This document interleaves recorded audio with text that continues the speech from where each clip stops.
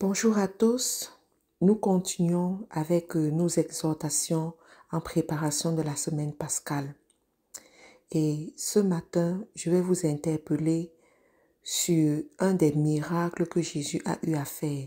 Et le Saint-Esprit a vraiment mis dans mon cœur de nous rappeler les miracles pour réveiller notre foi. Parce qu'on ne peut rien faire sans la foi. Alors il y a ce miracle dans le livre de Matthieu, chapitre 9. Et ça commence au verset 18 jusqu'au verset 25 à peu près. Mais je veux beaucoup plus vous lire le verset 20. C'est ce miracle qui parle de la femme à la perte de sang. La Bible nous dit que Jésus se déplaçait et à un moment, une femme qui souffrait d'hémorragie depuis 12 ans s'approcha de lui par derrière et toucha la frange de son vêtement. Elle se disait, il y a certaines versions qui vont dire, elle se disait en elle-même, si seulement j'arrive à toucher son vêtement, je serai guérie. Jésus se retourna et quand il l'aperçut, il lui dit, prends courage ma fille, parce que tu as eu foi en moi, tu es guérie. Alors, je veux qu'on s'arrête un peu sur ce miracle et je veux qu'on apprenne 3 choses de ce miracle. Vous savez, ça c'est une semaine hautement spirituelle et en tant que votre leader, je veux vous conduire à profiter de ce que Dieu a réservé pour nous en ce moment. Vous savez, il faut être sensible au Saint-Esprit pour pouvoir gagner ce que Dieu a prévu pour nous. Alors, il y a 3 leçons principales que nous allons tirer de ce passage. La première des choses, la Bible te dit, elle se disait en elle-même. Ça veut dire sa conviction intérieure. Cette femme s'était convaincue que si elle touche le vêtement de Jésus, elle va être guérie. Cette maladie qu'elle traîne depuis 12 ans va partir. C'était sa conviction. Personne ne lui avait dit ça. Elle n'avait lu ça nulle part. Elle n'avait vu ça nulle part auparavant. Mais c'était sa conviction personnelle que si elle parvient à être en contact avec lui, si elle parvient à établir un lien physique avec lui, si elle parvient à le toucher, même pas toucher sa peau, mais toucher son vêtement, elle sera guérie de cette maladie qu'elle traîne depuis longtemps. Ma question pour toi aujourd'hui, quel est ce problème que tu traînes depuis longtemps? Quelle est cette chose qui te perturbe depuis longtemps, qui t'embête depuis longtemps? Et qu'est-ce que tu te dis en toi-même par rapport à cela? Est-ce que tu as manifesté une conviction intérieure, une conviction personnelle par rapport à cela? Alors, pendant cette semaine de préparation à la Pâque, je veux te dire, c'est le moment pour toi d'avoir une conviction. C'est le moment pour toi de te dire quelque chose en toi-même. C'est le moment pour toi de développer ta foi par rapport à ça. C'est le moment pour toi d'établir un lien avec Jésus pour te sauver. Et Jésus dit, Jésus se retourna et il l'aperçut et lui dit, prends courage ma fille, parce que tu as eu une foi, tu as été guéri. Alors, il dit, tu es guéri. Hein? Guéri, là, il y a certaines versions qui disent, tu es sauvé. Ça veut dire quoi? Son geste, ce qu'elle a fait, a permis de la sauver et de ce salut, elle a reçu la guérison. Je veux te dire, cette semaine, ne néglige pas toutes ces révélations. Le problème que tu as dépend de ta conviction personnelle. Si tu es convaincu que en étant connecté à Jésus, tu seras guéri, eh bien tu seras guéri. Mais si tu penses que ta guérison viendra des hommes, viendra de ce que les hommes ont établi, mon ami, c'est là où tu as mis ta conviction. Peut-être ça marchera pour toi, peut-être ça ne marchera pas pour toi. Mais moi, je veux te prêcher Jésus. Je veux te parler de Jésus ce matin. La deuxième des choses, c'est quoi? C'est la foi de cette femme. Elle avait une foi grande.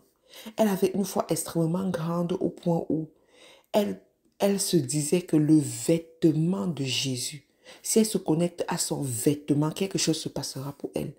Parce qu'elle savait que le vêtement de Jésus porte aussi l'onction de Jésus. Tout ce qu'il touche dégage une onction particulière, dégage une aura. Et c'est cette aura-là qui va agir en sa faveur. Je veux te dire, mon frère et ma sœur, ne néglige pas tout ce qui représente la spiritualité. Ne néglige pas tout ce qui représente la foi chrétienne. Ne néglige pas tout ce qui parle au nom de Jésus. Ne néglige pas tout ce qui représente la présence de Dieu dans ta vie. Il se pourrait que lorsque tu rentres dans la présence de Dieu, tu rentres quelque part où il y a la présence régulière de Dieu, que tu retrouves ta guérison, que tu retrouves l'exaucement à ta prière. Jacob s'est retrouvé à un lieu et il a dit, oh, je ne savais pas que Dieu est dans ce lieu et les anges montent et descendent. Et il a bâti un autel à ce lieu. Je veux te dire, fais très attention aux lieux qui représentent Dieu, qui portent le Saint-Esprit, qui portent la présence divine. Fais très attention aux personnes que Dieu a mandatées pour parler de lui et qui portent effectivement une certaine onction. Ça se pourrait que à travers ces personnes, tu reçoives ta guérison, tu reçoives ton salut, tu reçoives l'exaucement à ta prière. Parce que je ne vais pas te dire aujourd'hui que tu vas aller toucher le vêtement de Jésus comme cette femme. Mais le vêtement symbolise, le vêtement symbolise tout ce qui représente la présence de Dieu. Tout ce qui représente les porteurs d'onction. Et aujourd'hui, tu peux te connecter aux porteurs d'onction. Mais cette femme avait tellement la foi pour comprendre que ce n'est pas quelque chose de vulgaire, ce n'est pas quelque chose d'ordinaire. Sur ce vêtement, sur ce qui représente le porteur d'onction, il y a une grande puissance. Et elle a décidé de toucher cette puissance-là, sachant que cette puissance va apporter la transformation dans sa vie. J'aimerais te bousculer et bousculer ta foi ce matin. Que tu exprimes ta foi de cette façon. Que tu développes des actes de foi. Que tu développes des actes prophétiques qui vont agir en ta faveur, qui vont te rapprocher de ton but, qui vont te permettre d'atteindre ce but. La troisième des choses que nous allons apprendre de ces versets, c'est l'audace. Oh, l'audace. Ça n'a l'air de rien, mais ça veut tout dire aussi. Cette dame a été audacieuse. La Bible nous dit qu'il y avait une foule de personnes.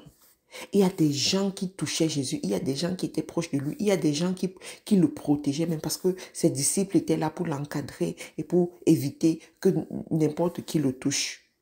Mais elle a été audacieuse. On ne sait pas d'où est-ce qu'elle venait. On ne sait pas à partir de quel moment elle a rejoint la foule.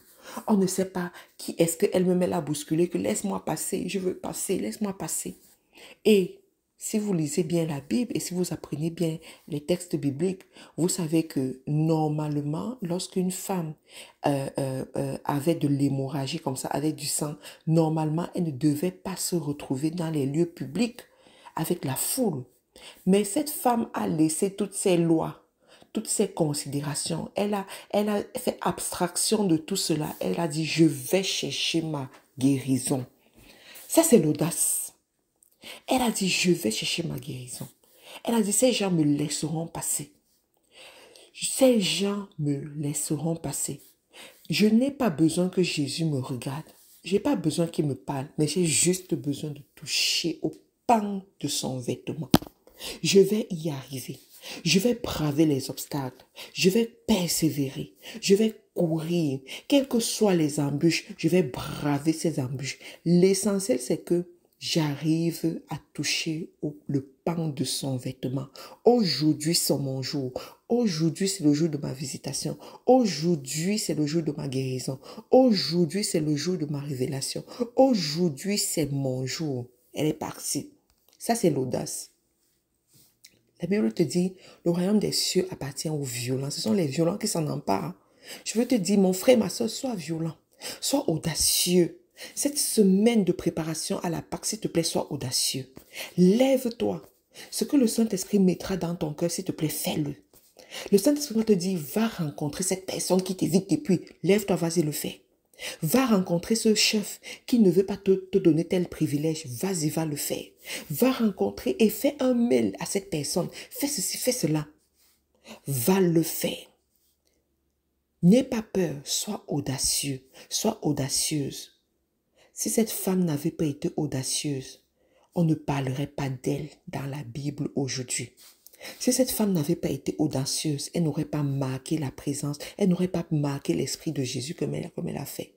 Il y a des versions dans la Bible qui disent que lorsque Jésus s'est retourné, il a demandé qui m'a touché. Ses disciples l'ont dit, mais comment tu peux poser une question pareille? Il y a plusieurs personnes autour de toi qui te touchent de temps en temps, mais toi aussi. Comment tu peux poser une question pareille? Il a dit non, qui m'a touché? Qui m'a touché? Tellement la femme était chargée. Je veux te dire, sois chargé cette semaine. Sois chargé cette semaine. C'est-à-dire que ton audace te fasse aller à un autre niveau de foi. Que ton audace te fasse aller à un autre niveau prophétique, des actes prophétiques. Débloque ton miracle. Vous savez, ce passage me fait comprendre que dans l'accomplissement de nos miracles, nous avons une grande part à jouer. Je pense que nous avons 80% à jouer. Très souvent, nous remettons tout entre les mains de Dieu. Nous disons, ah Seigneur, c'est toi qui vas faire, à ton temps voulu. Mais des fois, nous devons être audacieux comme cette femme. Si cette femme était restée dans son coin et se dit, à ton temps voulu, peut-être elle allait mourir avec sa maladie. Quand elle allait mourir, elle allait aller au ciel. Mais sur la terre, elle n'allait pas expérimenter le règne. Elle n'allait pas expérimenter ce que Dieu a prévu pour elle. Mais elle a été audacieuse. Elle a dit, je vais chercher. Je veux te dire, la pauvreté que tu expérimentes là, s'il te plaît, sois audacieux, sois audacieuse. Va chercher ta richesse. La maladie que tu expérimentes là, sois audacieux, sois audacieuse. Va chercher ta richesse. Il y a 80% que toi-même tu dois faire. La bénédiction de toutes sortes que tu recherches, la prospérité de tes enfants, la prospérité de ton époux, la prospérité de ton mariage, ou bien la grâce du mariage même que tu recherches, s'il te plaît, il y a 80% que tu vas faire à ton niveau. Sois audacieux, sois audacieuse et vas-y, cherche-le. Alors, on va s'arrêter là aujourd'hui. Je prie que Dieu te bénisse, que Dieu te permette de comprendre ces réalités spirituelles et de les appliquer. Que le Saint-Esprit t'accompagne en cette saison et qu'il te permette d'avoir la révélation de qui est Jésus, de qui est réellement Jésus, de qu'est-ce qui s'est passé à la croix et de qu'est-ce que ça signifie pour toi.